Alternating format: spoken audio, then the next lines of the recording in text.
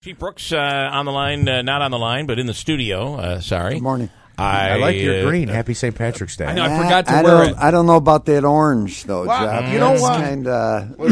That's Irish, right? The two of you are a flag, aren't you? Yes, we are. We are the Irish flag, the two of right. us. With Smitty in the back, in the middle. There we go. Chief, yesterday we saw that you did not get the outcome you were looking for. And did you expect that? Not sure. Yeah, absolutely. Okay. This is procedural you're going through? What do you think? You know, the first time we appeared before this judge, they argued the merits of the case, the city and my attorney.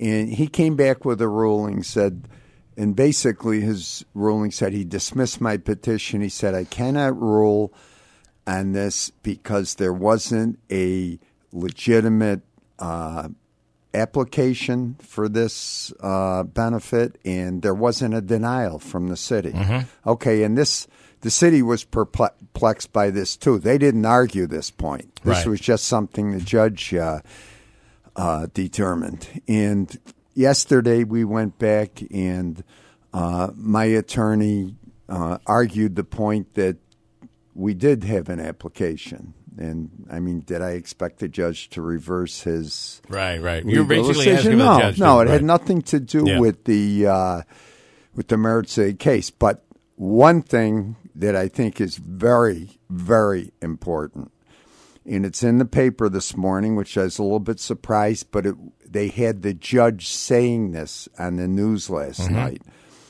that the expert witnesses that the city had, that they had originally referred to, had no validity or no credibility. You know, he did say that as far as the merits of the case. The doctors? Yes, the doctors. Did they say credibility or played no role in the decision? No, he said... Did he use the word credibility? Yeah, wow. Something like that. Right. They had no validity. Let's pull that quote. I think it's in the paper, right at the end. All right. But it's definitely was, he had the judge saying it on television when the mayor is coming out and saying this is proving that we've done the right thing, you're saying that proves nothing. This is proves more nothing. You know, he's out there procedural. beating his chest like he won the case on merit, and nothing could be further from the truth. Okay.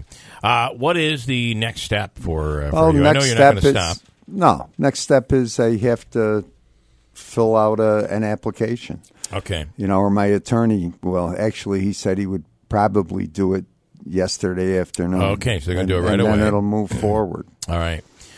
We did have people asking questions, and I think as this goes on, you're going to get people that are going to...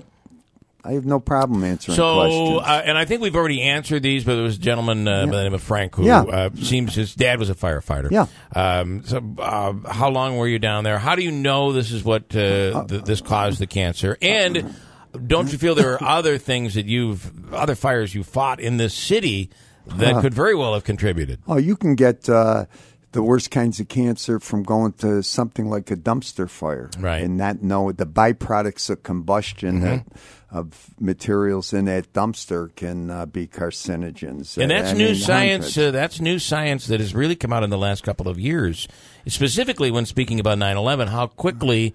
How little time you'd have to be inhaling these toxins. Well, how little time it would take to possibly cause this is the an point. illness. This isn't Russ Brooks or Russ Brooks's doctor saying that he contacted this disease from Ground Zero.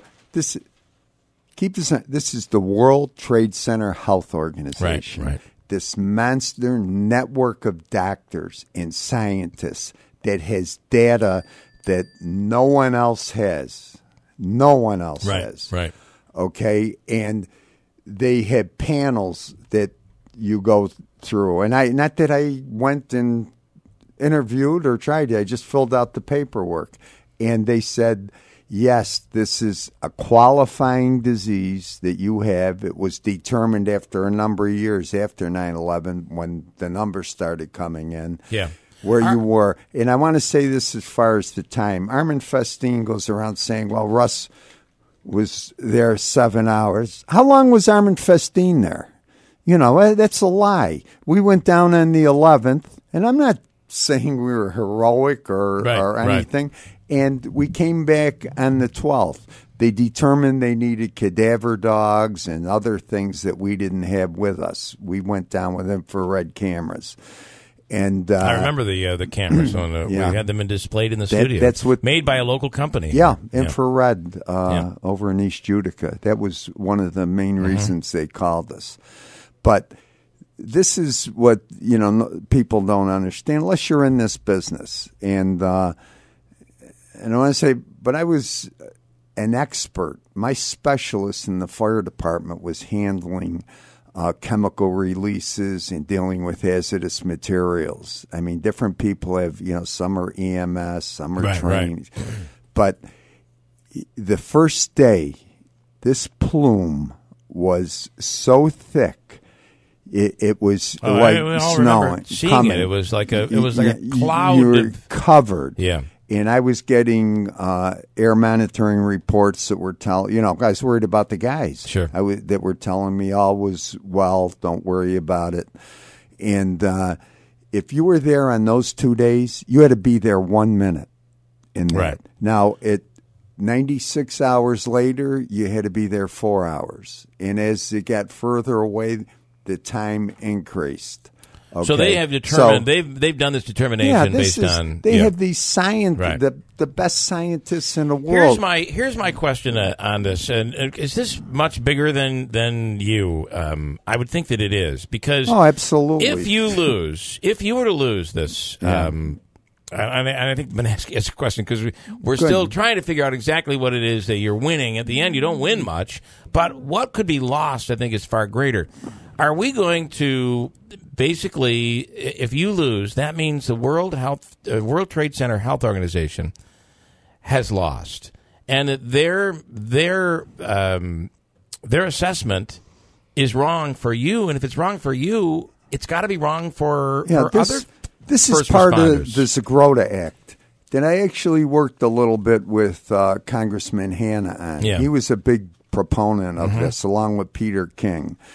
And they never imagined that there would be a city that would, not a city. That's something else I take exception to when the media keeps saying it's Brooks against the city of Utica. It isn't Brooks. It clearly says Brooks against Robert Palmieri. Right. Okay. You feel it's personal. There's no doubt about it. Yeah, I was privileged to work for the people in Utica for 42 years. I mean, that was an honor. I was a public servant. Yeah. So it isn't against them. It's right at the end of the article, I think. I'll check here. As he's looking for that, I just feel he didn't put much stock in the experts that the city relied on. All right.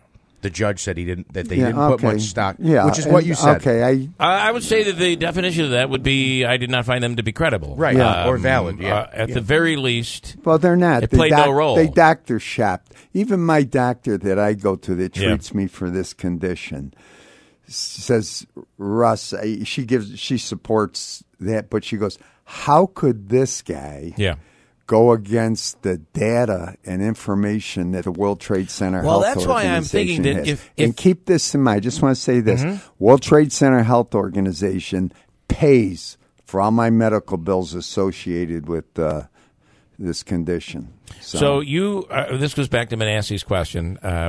When you win, what do you win? That's what I don't get. And when the court talks about the application, that there hadn't been an actual application, I'm going to try to do an analogy, and I'm not always great at this. If I fall down your stairs, but my medical bills are covered, everything's covered. Yeah. And I take you to court and say, I'm suing you because, but if everything's covered and I don't get anything out of it, I could see the judge going, yeah, there's nothing here. I want to. You think this judge wants to be the first one anywhere to go against the World Trade Center Health? I feel it's procedural. His question is what? His question is what do you win? My question, I want to come off your question and say, what does the city lose? Nothing. This is the ironic thing. This whole thing is upside down. Because if they said, yes, this is a World Trade Center Health Organization issue, they get reimbursed all my pay. Right. Okay? They get reimbursed it, which comes, to a lot of money over the period of time they put me on leave for. This came down to politics and a personal issue. Palmieri wanted to get me out of the position for whatever reason for the last year and a half of my career. I've got 6 months left where I'd have a mandatory retirement. Yeah, you'd be gone. Okay, I'd be gone September anyway. But there's young guys that went there with me. They were in their 20s at the time. I handpicked my crew that I was taking, paramedic, hazmat specialists, great, firefighters, and they have cancer. I mean, and they're like almost cling to me, Russ, keep this up, keep fighting. And I don't know why. I've even had police officers, that weren't there pulling my driveway and say, there's nobody we'd rather have fighting for us than you. So please, Are they? Is the city denying anyone else? Any other members, or is it? That's why you say this is personal. The city charter states that the public safety commissioner has the say in who gets these benefits. Yeah. Okay, and obviously Palmieri isn't qualified to be the public safety commissioner. He got in there as mayor and appointed himself with no credentials, and then uses it as a political position, to do favors for people that he likes and deny. It would be to his benefit to have a public safety commissioner because he wouldn't. It would distance him from this whole situation. Oh, he would. It wouldn't. We wouldn't be here. Right. But not only that, if you have a qualified public safety commissioner, like I mentioned Hauk's name when he was in here, they save their salary 5 times over. Yeah. On budget issues, personnel issues. I mean, just every day they're there, and they get in front of the mayor on tough decisions. Yeah.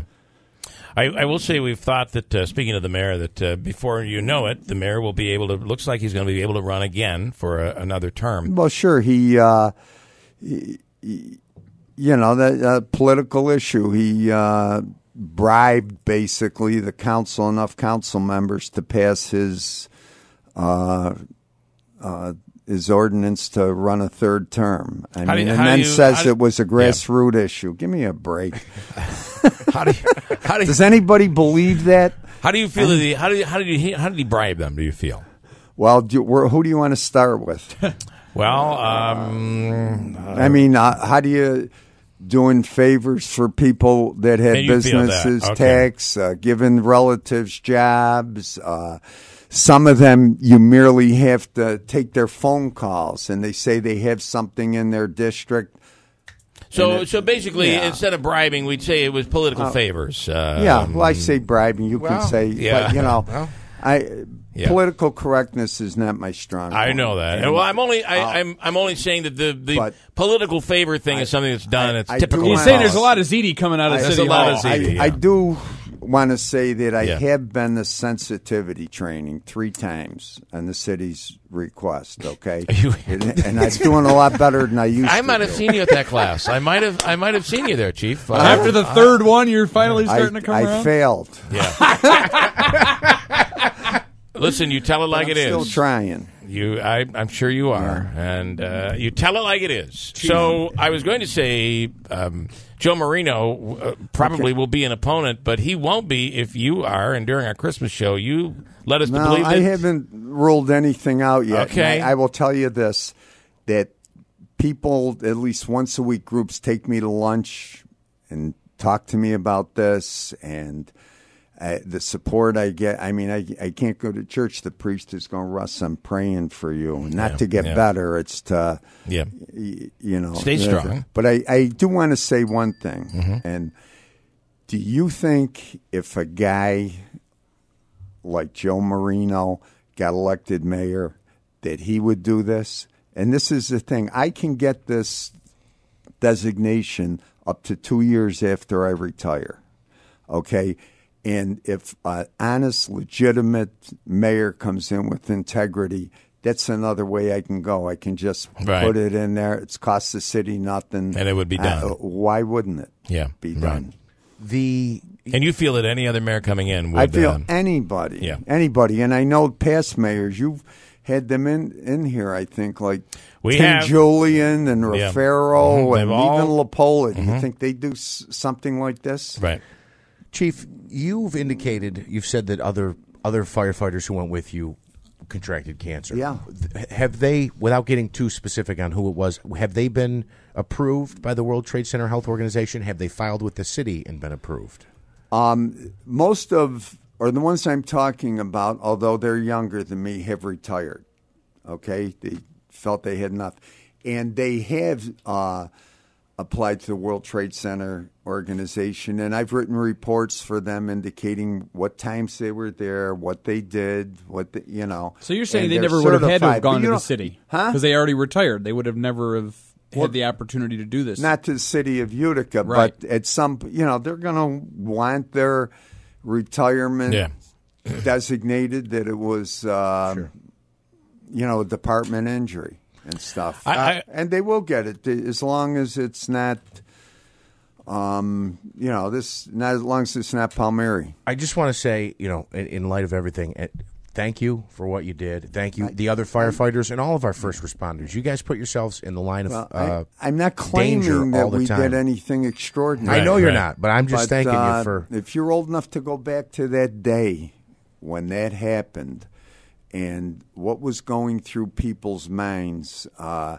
these guys with families and kids stepped up, and we were leaving, and their wives came to the firehouse and were crying, and we had the fire chaplain there. We said a prayer before we left, and no one knew it was going to happen. So we thought there could be more. Right. So I mean, they should get some recognition. Again, I find that this could have this is really against the World Trade Center Health Organization, because if the city can deem their classification incorrect, it will have a huge ripple effect, so I think this is far bigger than this one case here in Utica. I want to ask you one quick question, just based on your experience, and that is just about this bridge collapse, this walking pedestrian bridge collapse in Miami. Mm-hmm. And we had a tragedy over here in Marcy, and it was actually a friend of mine's brother that died in that accident. Yeah, that was horrible. When that collapsed during construction, we have a brand new pedestrian bridge. This is brand new in Miami. Doesn't it make you nervous about construction here? It does. The engineers and architects are so advanced that when they design these, you would think nothing like this could ever never happen. Collapse. But my understanding is there was a support, something that was supposed to go in the center, that in the center of the bridge that was forthcoming, and they were using it before that was put in there. But we're going to find out. What a horrible. I think that investigation is going to be important for everyone, because we all want to. We're driving over bridges and under bridges every single day. We want to know that those bridges are safe and those walkways are safe. So, absolutely. Well, Chief, we continue to follow you. Always a pleasure. Luck of the Irish. I want to say something. Yes. The Irish. There's no such thing as luck of the Irish. We work and we fight for everything. Yes. Okay, and even when they were being starved and persecuted and killed in Ireland, they never asked for help from anyone. Right. They fought themselves. And they were the only ones, the first ones anyway, that the females fought right alongside of the men. So. And this we'll be enjoying tomorrow, but there's a lot to think about on St. Patrick's Day beyond the party. Absolute. So, no doubt. In Ireland, it was always a holy day of obligation. But I'm not against partying. Don't get me wrong. Just think about it when you're doing it. But tonight is Mass at St. Joseph, St. Patrick's. Right. Chief Brooks, thank you as always. We appreciate it.